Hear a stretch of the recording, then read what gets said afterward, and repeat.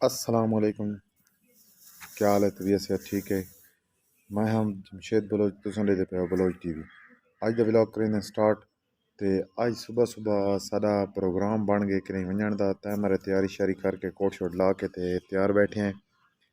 ते जिन्हें सारे चैनल नू सबसक्राइब नहीं किया सारों पहले सबसक्राइब कर गिनो ते बैल दे आइकन नू ज़रूर दबावे क्योंकि ताकि साडी नवी आने वाली हर वीडियो ताकू मिल सके। अज तैयारी तहाई कैंप